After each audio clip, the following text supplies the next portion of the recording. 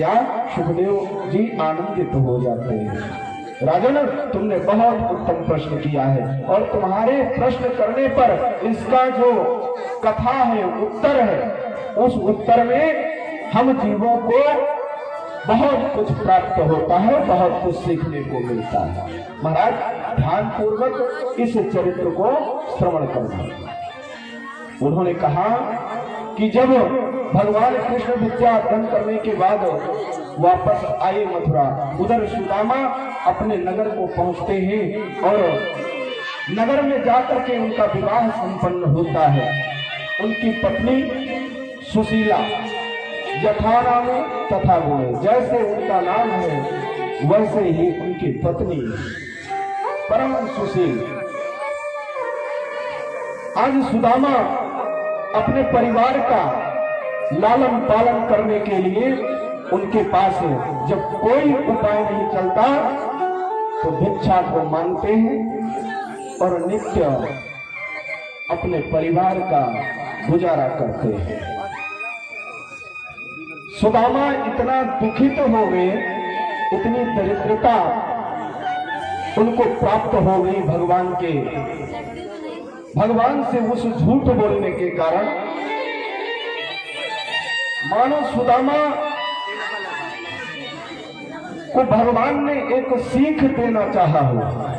आज सुदामा प्रातः काल का समय है, भगवान का ध्यान करके पूजन करके अग्निहोत्र पूजन करने के बाद नगर में निकल पड़ते हैं भिक्षाटन के लिए।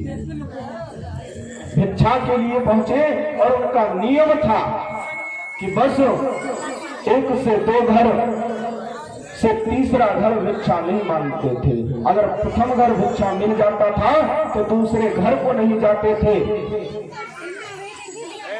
आज जब निकलते हैं तो उनसे बार बार भगवान का नाम उच्चारण हो रहा है।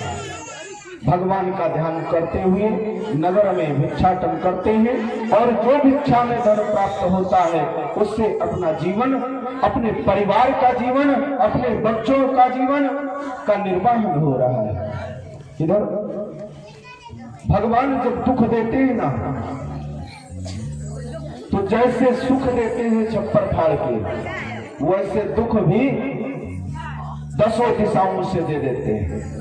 आज सुदामा के पास पहनने के लिए मात्र एक वस्त्र है। सुदामा एक धोती को पहनते हैं और उस एक धोती को कैसे पहनते हैं? आधी धोती पानी में धुल करके निचोड़ते हैं, कंधा पर डाल लेते हैं और वही आधी धोती पहनते हैं।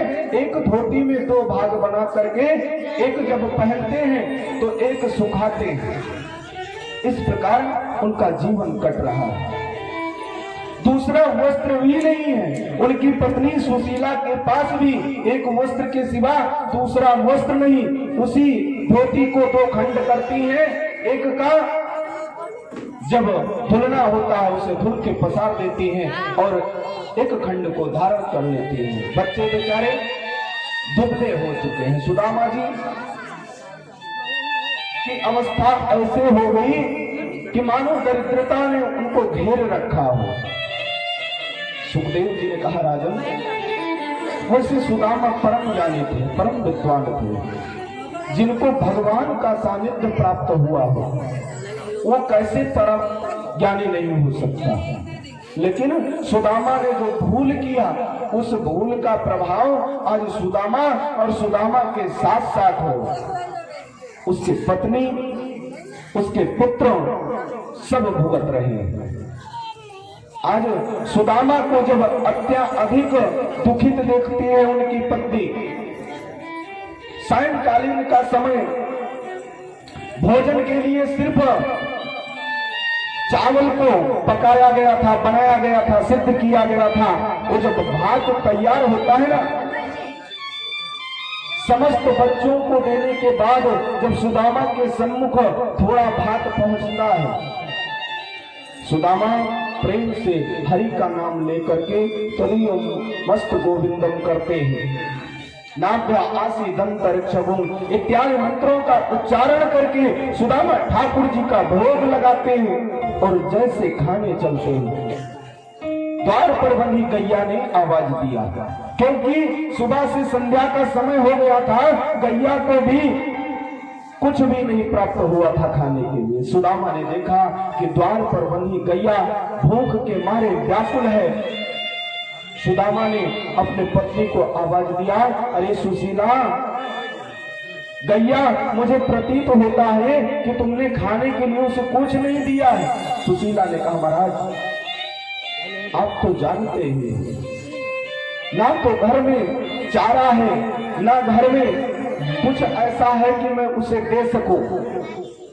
सुदामा ने जैसे सुना अपने आगे से थाली को टाल दिया, अरे सुशीला, द्वार पर गौ बंधी हुई है और वो भूखी है और तू मुझे भोजन दे रही। धिक्कार है ऐसे जीवन पर कि द्वार पर गौ बंधी हो और मैं भोजन कर लूं और गाय को खाने को ना प्राप्त हो। सुदामा ने भोजन को टाल दिया। सुशीला प्रेम पूर्वक ले जाती है, उस भात को गाय को खिला देती है। सुदामा भूख से व्याकुल है, लेकिन अपने पत्नी और पुत्र को पता नहीं चलने देते हैं कि मुझे क्षुधा सता रही है। जठराग्नि उनको इतना तीव्र गति से अपने ज्वाला को फैला रही है कि उनसे रहा नहीं जाता। पीड़ा में जब माली में हाथ डालते हैं तो नारायण का जाप करने लगते हैं। श्री कृष्ण गोविंद हरे मुरारी, हे नाथ नारायण वासुदेव। श्री कृष्ण गोविंद हरे मुरारी, हे नाथ नारायण वासुदेव। श्री कृष्ण गोविंद हरे मुरारी, हे नाथ नारायण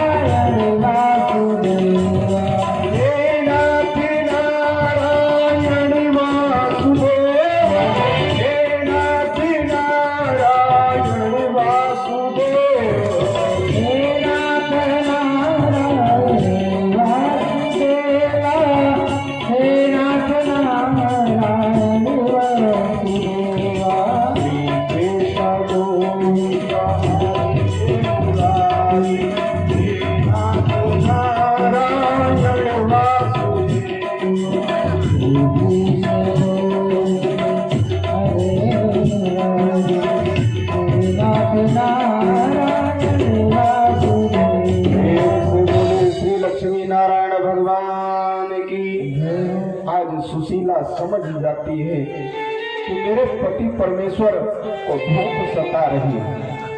बच्चों का जब दुख देखती है, बच्चे ठंडी का समय है, ठिठुर रहे, ओढ़ने के लिए ना तो बिस्तर है, ना बिछाने के लिए कुछ है, ना ओढ़ने के लिए कुछ है, एक खाट वो भी टूटी हुई।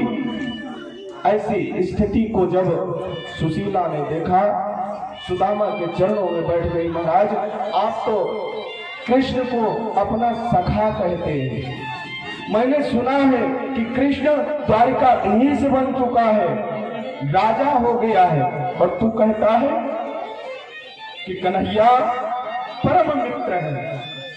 तो हे पतिदेव, आपसे मैं प्रार्थना करती हूँ कि थोड़ा भी सोचो और सहयोग के लिए जा करके अपने सखा से कहो। सुदामा जी मना कर देते हैं, अरे प्रिय, मैं लालच बस और अपने मित्र के पास जाऊं, ऐसा नहीं हो सकता। बार बार सुशीला समझाती है, सुदामा जी मान जाते हैं। सुदामा जी मान गए। सुशीला ने कहा, हे पतिदेव, वहां जाना तो कहीं जब जाया जाता है तो कुछ ना कुछ उपहार या खाने की वस्तु ले जाना चाहिए। सुदामा ने कहा, देवी कैसे ले जाऊं, मेरे पास तो कुछ भी नहीं है। सुशीला ने कहा, पतिदेव चिंता मत करो, आज मैं जाती हूँ भिक्षा मांगने के लिए। और निकल पड़ती है। जब भिक्षा के लिए नगर में गई, द्वार पे खटखटाया, मन भिक्षाम दी, किस लिए? क्योंकि मेरे स्वामी कन्हैया से मिलने के लिए जा रहे हैं, द्वारिकाधीश से मिलने के लिए जा रहे हैं, और आज मेरे घर में कुछ भी नहीं है उनको भेंट देने के लिए। अरे जा बावली, तू घर से बाहर निकल, बहाना बताती रहती है। जब भी तुझे चावल या दाल की आवश्यकता होती है, गेहूं की आवश्यकता होती है, तू बस नारायण का नाम लेकर पहुंच जाती है। आज सुशीला को घर से धक्का दे के निकाल दिया जाता है। सुशीला भी जिद करके बैठी थी कि मैं कुछ ना कुछ उपहार अवश्य भेजूंगी। दूसरे दरवाजे पर जाती है, वहां जब गई तो एक मैया सूपा को पछोड़ रही थी। अनाज सूपा में था और उस अनाज में चावल था। चावल की छोटी छोटी कंकड़ियां, जिसे हम आप भाषा में किनकी बोलते हैं। आज जो सूपा से बाहर हो गया था उसको उसने दिया, कहा ले जा, अगर तुम्हें उपहार ही देना है तो इस कंकड़ को ले जा करके, इस टुकड़े को ले जा करके साफ करना, इसमें से कंकड़ को निकाल देना और टुकड़ों को भेज देना।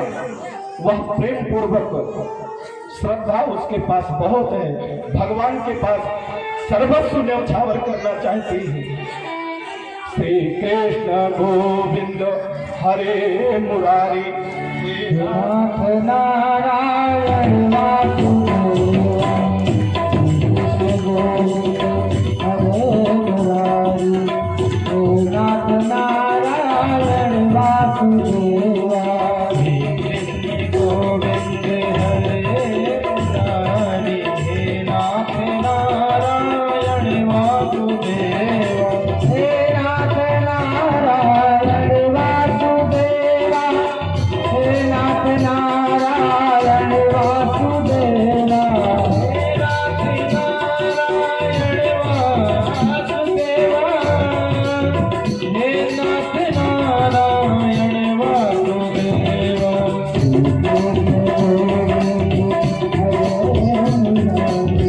हे नाथ नारायण वासुदेव, श्री कृष्ण गोविंद हरे मुरारी, हे नाथ नारायण वासुदेव, हे नाथ नारायण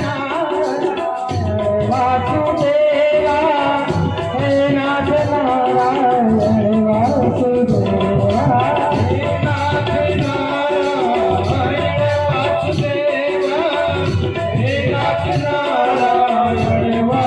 नाथ नारायण वासुदेव, हे नाथ नारायण वासुदेव, हे कृष्ण गोविंद हरे मुरारी, हे नाथ नारायण वासुदेव,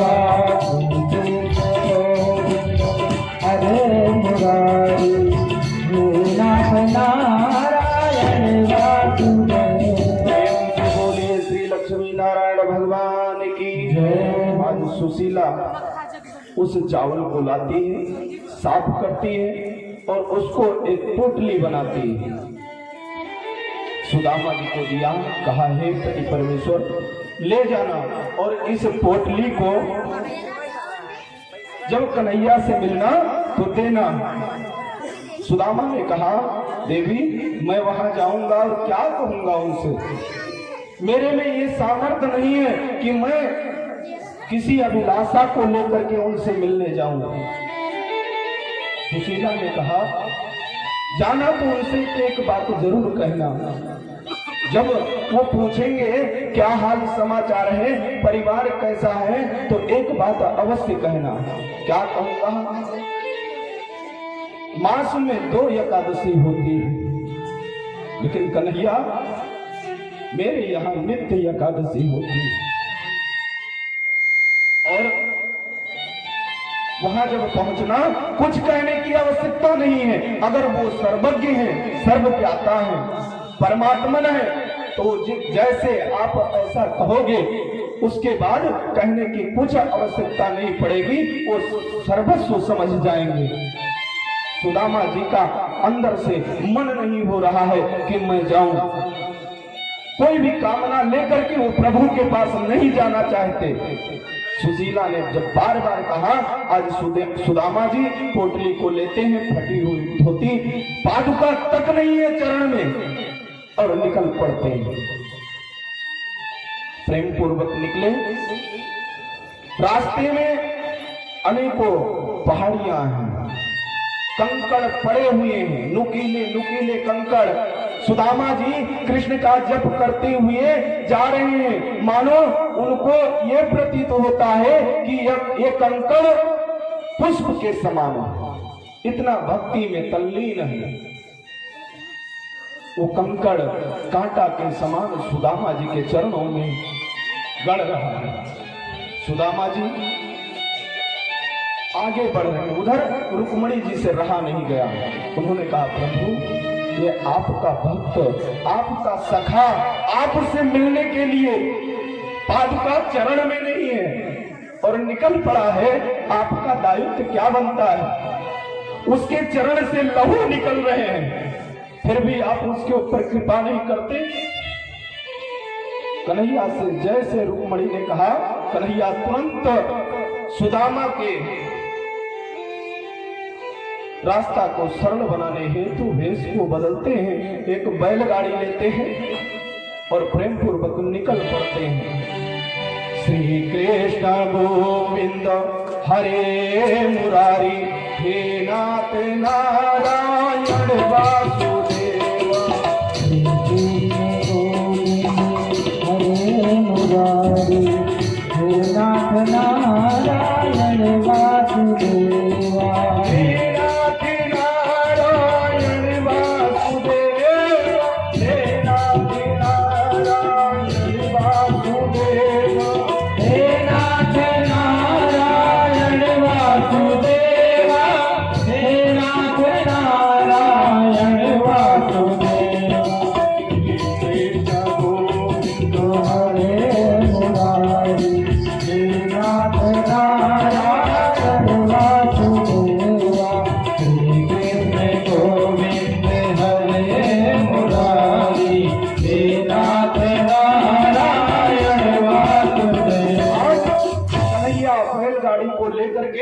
और अपना जो ब्रिज का गीत होता है, गरबा को गाते हुए निकल पड़ते हैं। सुदामा से भेंट हुआ। सुदामा को जब देखे, सुदामा से अपना परिचय नहीं देते। कन्हैया आज सुदामा से झूठ बोल देते हैं। अरे किधर जा रहे हो? सुदामा ने कहा, मैं कन्हैया से मिलने के लिए द्वारिकापुरी जा रहा हूं। आज कन्हैया बैलगाड़ी को लिए हुए हैं और कहते हैं, हे ब्राह्मण देवता, मैं भी द्वारिका ही जा रहा हूँ, चलो तुमको वहां तक छोड़ दूंगा। इतने में सायंकालीन का समय हो जाता है। प्रेम पूर्वक कन्हैया ले जाते हैं, एक वृक्ष के नीचे विश्राम करवाते हैं। उधर रुक्मिणी का बनाया हुआ 56 प्रकार का व्यंजन कन्हैया लेकर पहुंचे थे, सुदामा को भोजन कराते हैं। समय व्यतीत हुआ। आज कन्हैया सुदामा को प्रातः काल जब होता है, सुदामा को लेकर के पुनः निकल पड़ते और द्वारिकापुरी नगरी के द्वार पर पहुंचते हैं और छोड़ देते हैं। इसी नगरी में कन्हैया रहता है, जा करके खोज लेना, मैं जा रहा हूं दूसरे कार्य हेतु। और पहुंच जाते हैं, सिंहासनासीन हो जाते हैं। रुक्मिणी और कन्हैया सारा दृश्य देख रहे हैं। द्वारपाल द्वार पे पहुंचे, कन्हैया का परिचय पूछने लगे। यहाँ मेरा कान्हा रहता है, वो मेरा परम सखा है, लेकिन द्वारिकापुरी में कोई भी कन्हैया नाम से द्वारिकाधीश को नहीं जानता। तो जब जानता नहीं तो परिचय कैसे बतावे? इधर सुदामा जी व्याकुल है, बार बार लोगों से पूछ रहे, जो मिल जाता रास्ते में। अरे मित्र रुको, मेरे कन्हैया को जानते हो? कौन कन्हैया, कौन कृष्णा? वो मेरा परम सखा है। सब हंसने लगते हैं। पूछते पूछते द्वार तक पहुंच गए। द्वारपालों से कहा, छुपा कहाँ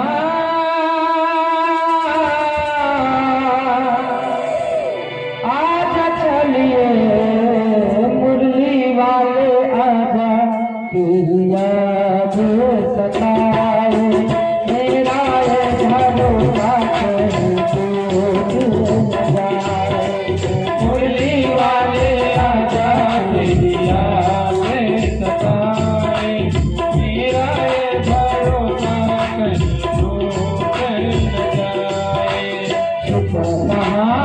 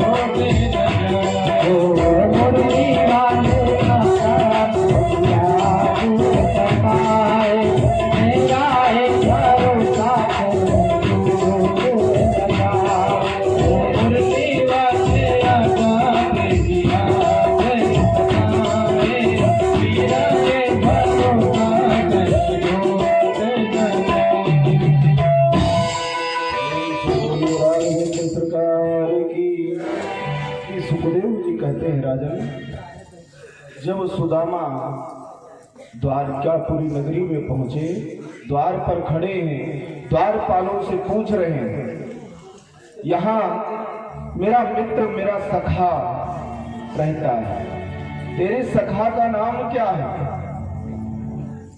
बार बार सब पूछ रहे हैं। बस इधर सुदामा तो सिर्फ कृष्ण को ही जानते थे, उनको क्या पता द्वारिकाधीश कौन है या उनका और कोई नाम है, कुछ नहीं जानते। बस अपने सखा को ढूंढते हुए जो भी मिलता है सबसे एक ही प्रश्न, मुझे सखा के पास जाना है, सखा से मिलना है। द्वारपालों से कहने लगे, क्या कि मुझे कृष्ण से मिला दो। अरे कृष्ण है कौन, रहता कहाँ है, ये तो बताओ। सुदामा जी कहते हैं, अरे वो हमारा बचपन का मित्र था, जिसके बगैर मैं रह नहीं पाता था, और वो जब तक मेरे साथ गुरुकुल में रहा, पढ़ाई के साथ साथ समस्त खेलों में अग्रसर रहा, उसका मुझे बहुत साथ प्राप्त हुआ है। उसी कृष्ण को मैं ढूंढता हूं। मेरा नाम है सुदामा, मेरा नाम है सुदामा, मेरा नाम है सुदामा, मैं किसन को ढूंढता हूँ। मेरा नाम है सुदामा, मैं किसन को ढूंढता हूँ।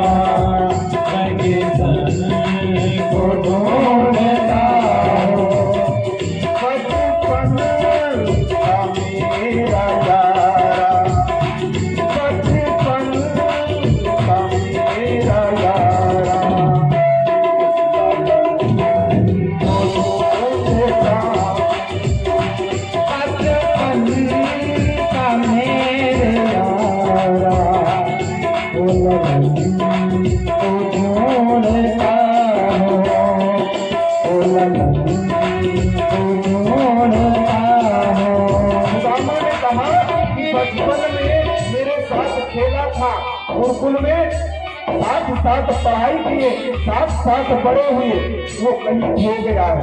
मैंने सुना है द्वारिका में वो रहता है, इसलिए अपने सखा को मिलने के लिए यहाँ आया हूँ और खोज रहा हूँ।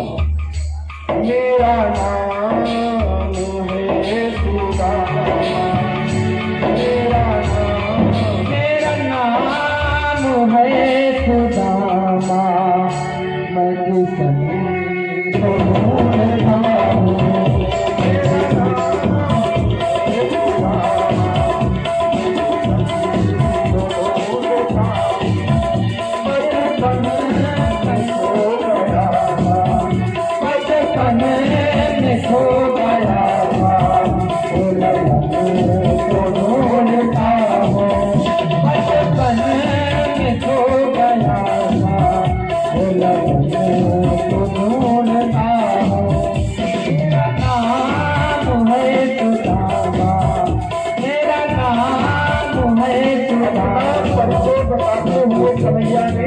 बार बार द्वारपालों से कहा कि द्वारपाल नहीं सुनते। क्यों नहीं सुनते? क्योंकि जो सुदामा है, उनकी जो दशा है, उस दशा को देख करके उनके वाणी को नहीं सुन रहे, सिर्फ उनकी दशा को देख करके द्वारपाल हास्य कर रहे हैं। इतने में सैनिक का जो प्रधान मुखिया था वो पहुंच जाता है। कन्हैया ने आज सेनापति को रोकते हुए कहा, निवेदन किया, महाराज अब मुझे पता चल गया है कि वो कन्हैया, वो कृष्ण अब कृष्ण नहीं रहा, वो तो द्वारकाधीश हो चुका है। अगर आपकी मेरे ऊपर कृपा हो जाती, अगर आप उस द्वारिकाधीश से मिलवा देते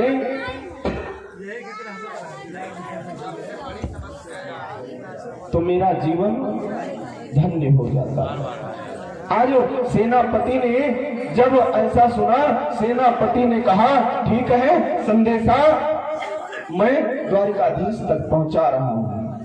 आज वह सेनापति कन्हैया के पास पहुंचता है और कहता है कि द्वार पर एक निर्धन ब्राह्मण आया है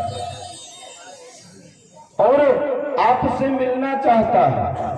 कुछ देर तक तो कृष्ण के सन्मुख वह सैनिक खड़ा रहता है, बोल नहीं पाता है। कन्हैया बार बार जब पूछते हैं तब वह बोलता है, महाराज मैं कैसे कहूं, क्या हुआ? द्वार पर एक ब्राह्मण है, तो आगे बोलो, वो आपसे मिलना चाहता है। कन्हैया ने कहा, पहले तू ये बता कि मेरे द्वार कब से ब्राह्मणों के लिए बंद होने लगे? उसने कहा, महाराज मैं क्षमा चाहता हूं। क्यों? क्योंकि वह मुझे दरिद्र दिखाई पड़ता है। तू कैसे जान गया कि वो दरिद्र है? तुमको कैसे प्रतीत हो गया कि वह ब्राह्मण दरिद्र है? उसकी धोती फटी हुई है। कन्हैया ने कहा कि फटी धोती कोई दरिद्रता की निशानी तो नहीं होती, निर्धनता की निशानी तो नहीं होती। उसके चरण में पादुका नहीं है, तो क्या हुआ? क्या अगर पादुका कोई नहीं धारण करता है तो क्या वो दरिद्र हो जाता है? सैनिक ने कहा, नहीं महाराज। तो क्या? समझाओ मुझे। ना तो उसके सर पर पगड़ी है, ना शरीर पे जामा है। कन्हैया ने कहा, ये बताओ आखिर उस ब्राह्मण का नाम क्या है? जैसे सैनिक ने सुदामा का नाम लिया, मानव कृष्ण कन्हैया तीनों लोक को छोड़ करके बेतहासा दौड़ पड़ते हैं। चरण में पादुका रुक्मणी पहनाने जा रही थी, माल को लेकर खड़ी थी, पट्टांबर को लिए खड़ी थी, पट्टांबर में पिन इत्यादि नहीं लगाया गया था। कन्हैया दौड़ पड़ते हैं और उस दिव्य दशा को देख करके देवता आदि पुष्पों की वृष्टि कर रहे हैं। सुनते ही दौड़े चले आए मोहन, लगाया चले सुदामा से मोहन, लगाया चले सुदामा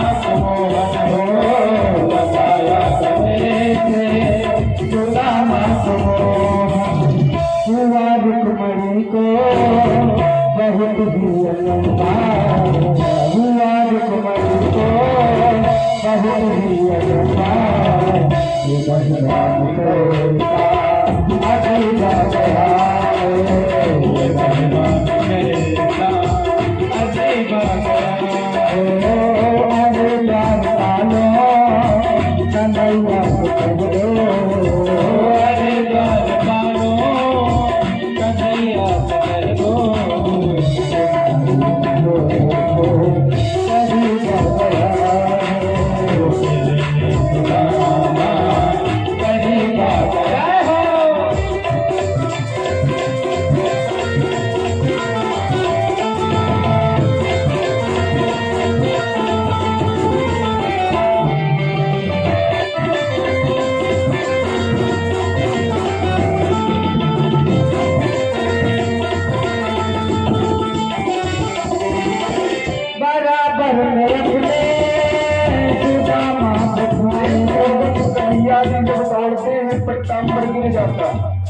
चरण में पादुका नहीं। रुक्मणी जी मानो पीछे से दौड़ करके पादुका पहनाना चाहती है, लेकिन वहां तक नहीं पहुंच पाती।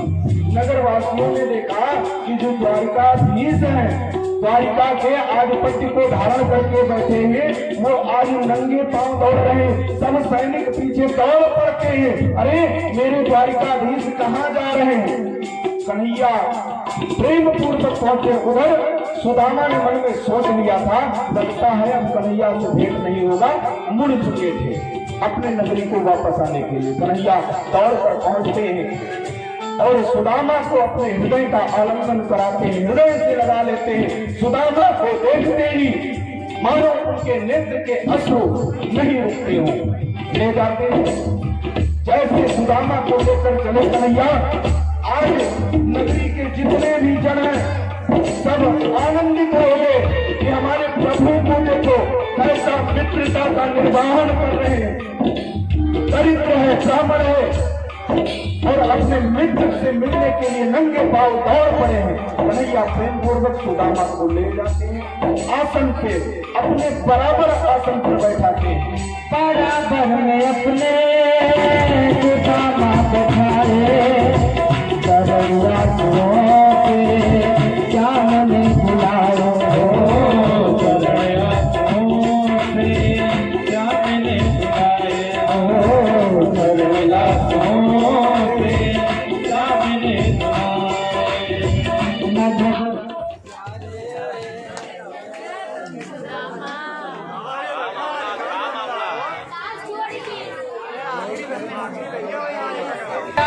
में अपने सुदामा बुलाए, दरबार से जामने बुलाओ, दरबार से जामने बुलाए, दरबार से जामने बुलाए। न घबराओ सारे जरा तुम सुदामा, न घबराओ सारे जरा तुम सुदामा, खुशी का समा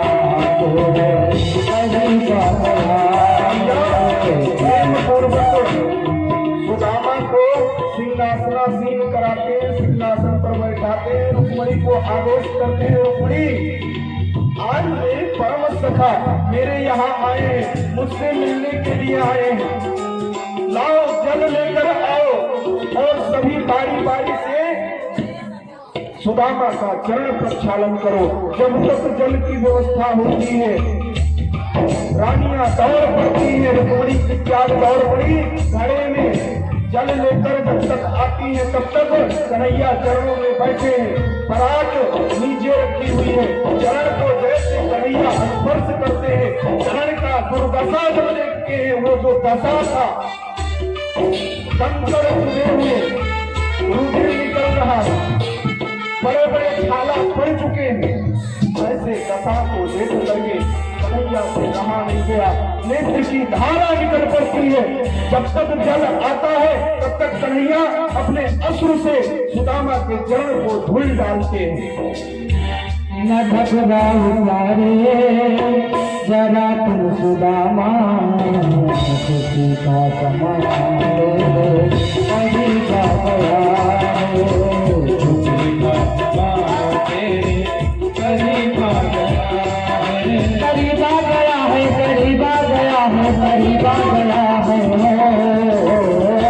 लगना प्यारे जरा तुम सुदामा खुशी का समा करीब आ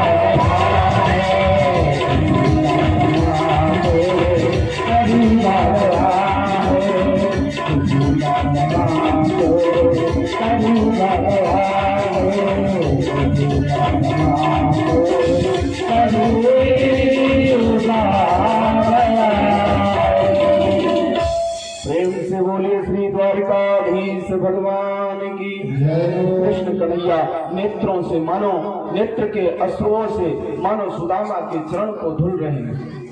वो नेत्र के बूंद जब अश्रु रूप में गिरते हैं तो भगवान उसी क्षण सर्वस्व प्रदान कर देते हैं। सुदामा को कुछ बाकी नहीं रहता।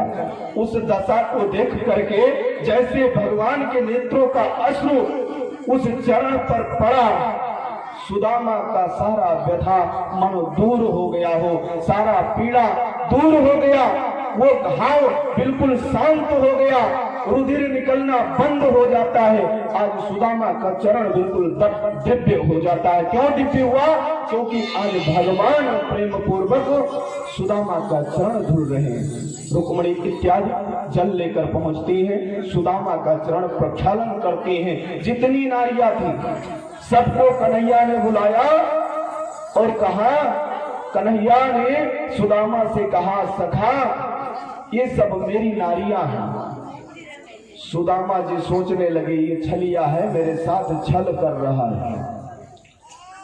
बार बार सुदामा कह रहे हैं, कन्हैया तू अभी भी झूठ बोलना नहीं बंद किया? नहीं मित्र, नहीं सखा, झूठ मैं नहीं बोलता। तो ये जो लाइन लगा दिया है कोसों का और बता रहा ये सब हमारी रानियां हैं, ये बात तो जचती नहीं है। कन्हैया ने परिचय देना प्रारंभ किया। एक एक आकर के समस्त नारियां सुदामा का चरण छूती हैं, आशीर्वाद लेती हैं। 8 नारियां जब आ करके चरण छुई, कन्हैया ने कहा, सुदामा और अभी बाकी है, तो ऐसा करो कि सबको एक लाइन से खड़ा कर दो, मैं एक बार ही आशीर्वाद दे दूं। ऐसे 16,000 की संख्या में आप बता रहे हैं, अगर मैं आशीर्वाद देने में पड़ा तो आपकी और मेरी वार्ता हो ही नहीं पाएगी, कई दिवस खाली आशीर्वाद देने में बीत जाएंगे। इस प्रकार भगवान सुदामा का स्वागत करते हैं।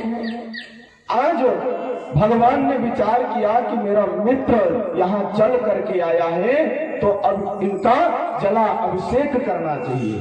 अपने रानियों से कहते हैं, दिव्य उपटक तैयार किया जाता है, इत्र इत्यादि से चंदन का घर्षण होता है। उपटन को तैयार करके आज कन्हैया स्वयं सुदामा को दिव्य उपटन के साथ, इत्र के साथ स्नान करवा रहे। नए नए वस्त्राभूषणों से अलंकृत करके सुदामा को पुनः आसन पर बैठाया।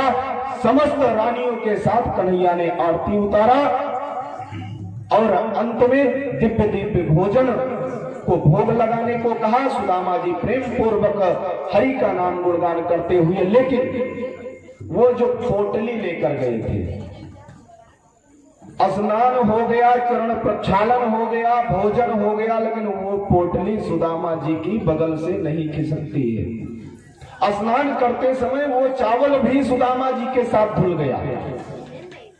जब सायं का समय आया तो जब अंतःपुर लेकर गए भगवान, अंतःपुर मतलब जो भगवान का बहुत खास होता था, हृदय से करीब होता था, उसको भगवान अंतःपुर लेकर जाते थे और वहां शयन विश्राम सारी सुविधा होती थी।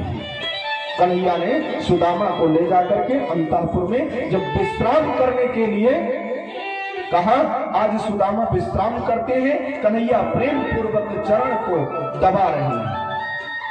चरण को दबाते हुए उन्होंने हाल चाल पूछना प्रारंभ किया। आज कन्हैया भी दर्शाते हैं कि जब घर में मेहमान आता है तो उसका स्वागत कैसे करना चाहिए। कोई मेहमान घर में आवे ना तो बहुत लोगों का आदत होता है पानी बाद में दे हैं, हाल चाल पहले हो जाए। अरे मेहमान अतिथि देवो भव, देवता का रूप होता है, वो कैसा भी हो। दरवाजे पर आवे प्रेम पूर्वक, पता नहीं वो जल चाहता है कि चाय चाहता है, क्या चाहता है, उसको प्रेम पूर्वक बैठाओ, जल पान कराओ।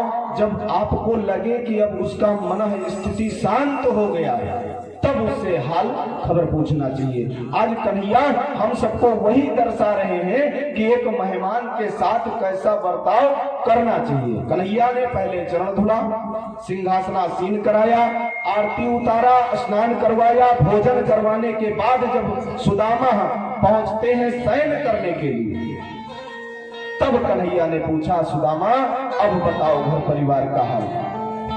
बेटा बस 5 मिनट बैठ जाओ, प्रसाद वितरण होने वाला है। 10 मिनट की कथा और अवशेष बची। आज प्रेम पूर्वक सुदामा का चरण दबाते हुए कन्हैया ने कहा, अरे सुदामा ये बताओ कि तुम जब आश्रम में थे तो वहां तो बहुत बड़े ब्रह्मचारी बना करते थे, शादी वादी किया कि नहीं किया?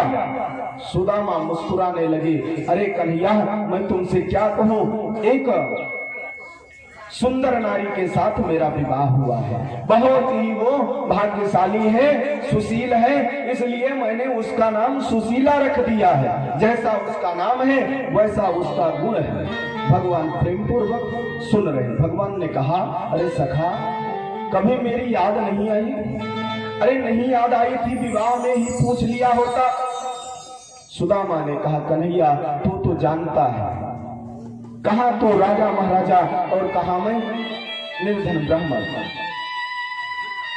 मेरी छोड़, मैंने नहीं पूछा, कोई बात नहीं, लेकिन तूने तो 16,008 रानियों के साथ विवाह किया। अरे एक में ही पूछ लिया होता। कन्हैया ने कहा, अरे सखा मैं क्या कहूँ, जब बारात मुझे ले जाना होता तब ना आमंत्रित करता। विवाह तो मैं इतना किया हूँ लेकिन बारात नहीं गया, तो कैसे विवाह किया तू? वैसे तो तू था तो छलिया, छल के द्वारा विवाह किया होगा। कन्हैया ने कहा, ना मैंने सबको आश्रय देते हुए जब सबने मुझे अपने हृदय में स्थापित कर लिया था तो मेरा भी दायित्व बनता था कि मैं उन्हें अपना पत्नी, अपना अर्धांगिनी बना करके उनके मन की अभिलाषाओं को पूर्ण करूं। चर्चा हो रही है, आज कन्हैया पूछ बैठते हैं, भाभी जब इतनी सुशील है, उनका नाम आपने सुशीला रख दिया है, तो क्या जब आप चल रहे थे तो उन्होंने कुछ हम सबके लिए उपहार भी भेजा है? अब सुदामा जी बिल्कुल एकाग्र हो गए। पहले ऐसे बैठे थे, जैसे कन्हैया ने कहा कि भाभी ने कुछ उपहार के लिए भेजा है तो दाहिने तरफ जो पुत्री थी उसको कस के दबा के ऐसे बैठ गए, कहीं ऐसा ना हो ये छलिया है हाथ वाथ उठवा दे। बार बार उस पोटली को छिपा रहे थे। कन्हैया बड़े गौर से देख रहे थे, आखिर क्या हुआ, सुदामा को कहीं कायदे से स्नान करवाया गया है, ऐसा तो नहीं है कि बाई वाई पकड़ लिया हो हाथ में। कहने लगे, अरे मित्र तुम्हारे हाथों में क्या हो गया? सुदामा ने कहा, कुछ नहीं, बस हल्का फुल्का दर्द है। तो दर्द है तो हाथ ऊपर उठाओ। सुदामा और तेज से दबा के बैठ गए। कन्हैया पहुंचते हैं और बाएं हाथ को पहले ऊपर उठाते हैं, कुछ नहीं मिला तो दाहिने हाथ को पकड़ा और जैसे ऊपर उठाया वो पोटली गिरती है। पोटली जब गिरी भगवान ने उठाया और जैसे पोटली को हाथ में रखा, सारी दशा आज कन्हैया को पता चल जाता है। उसको खोलते हैं और जब उसमें टूटे हुए चावल के टुकड़े को देखते हैं, कन्हैया के नेत्र में अश्रु आ जाता है। कन्हैया ने कहा, अरे सखा ये जो तू चावल लेकर आया है ये मेरे लिए महाप्रसाद है, तू इसको छिपा क्यों रहा था? मैं समझ गया तेरी व्यथा क्या है, तेरी पीड़ा क्या है, लेकिन तू भक्ति में कुछ कह नहीं पा रहा। सुदामा ने कहा, चलते समय तेरे भाभी ने कहा था कि कन्हैया से मिलना, जब वो दशा पूछेंगे तो एक बात जरूर कहना, मास में 2 एकादशी होती है, लेकिन मेरे घर नित्य एकादशी होती है। जैसे सुदामा ने ये शब्द कहा, कन्हैया के नेत्र में अश्रु आ गया और मुट्ठी में उस चावल को भरते हैं और फाका लगा देते हैं। एक बार एक मुट्ठी एक लोक दे दिया, दूसरी मुट्ठी पृथ्वी लोक का सारा सुख वैभव दे दिया। स्वर्गलोक और पृथ्वी लोक का सुख भगवान दे देते हैं।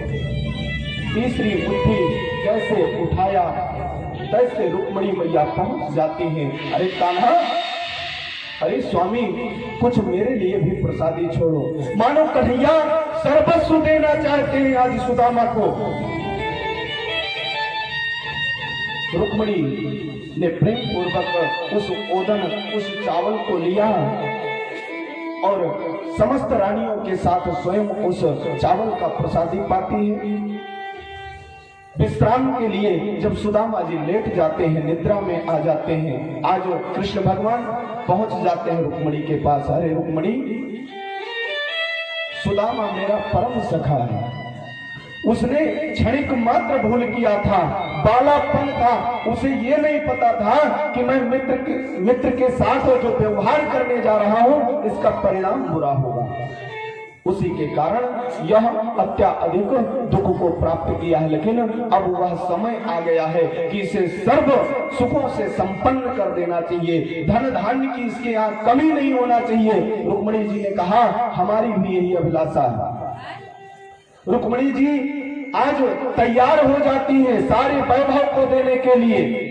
कन्हैया ने तुरंत आदेश किया, श्री विश्वकर्मा महाराज को याद किया।